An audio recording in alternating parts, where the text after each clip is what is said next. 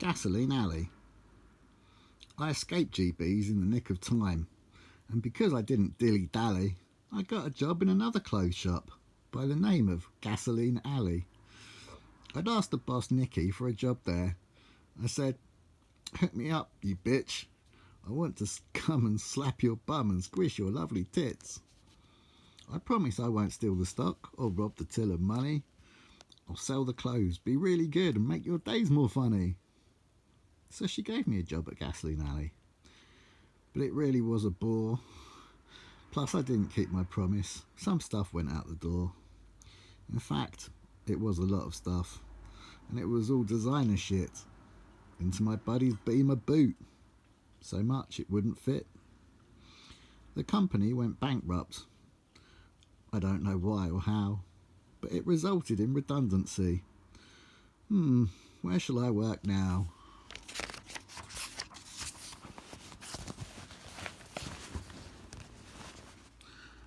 The Raid. I'd been with Jane some time now, when her parents kicked her out. Maybe that was because Jane went mad and used to scream and shout. Jane couldn't now be homeless. She got a flat instead. We moved her in a sofa, a TV and a bed.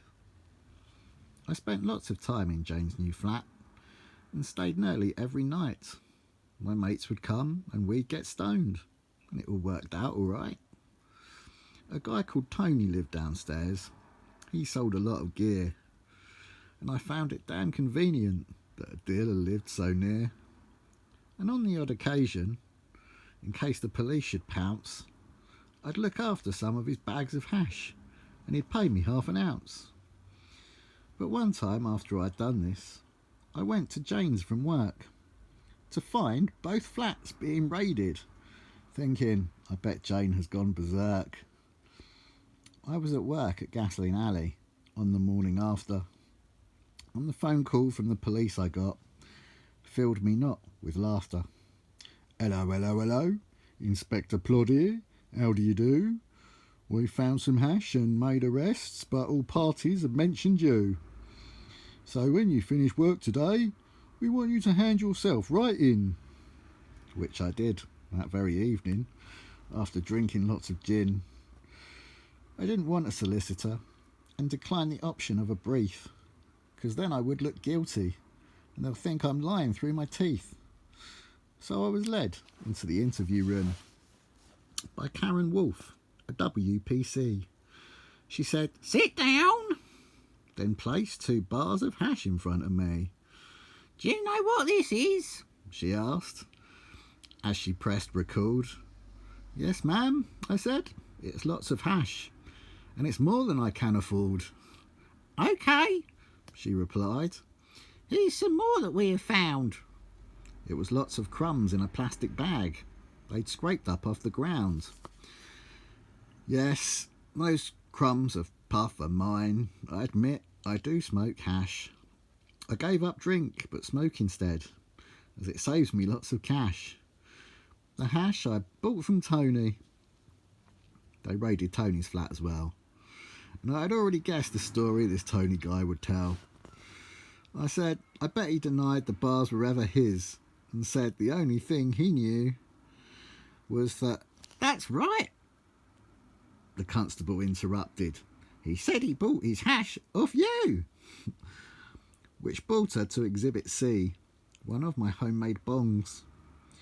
"I know, ma'am, this don't look good, and that smoking hash is wrong. And I know it's asking lots of you for you to now believe that the bars of hash under the bed were from me being naive.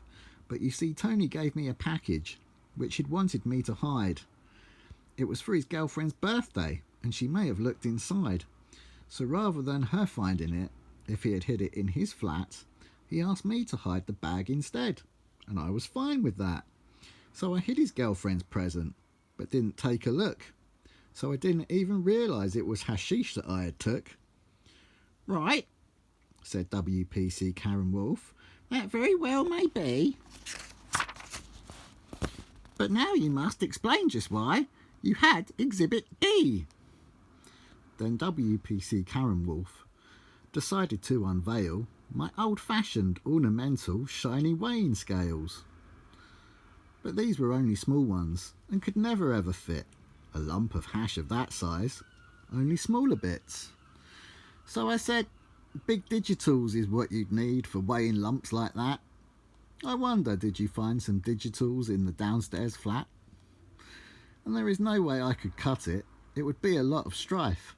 To chop that block of hash in half, you'd need a kitchen knife.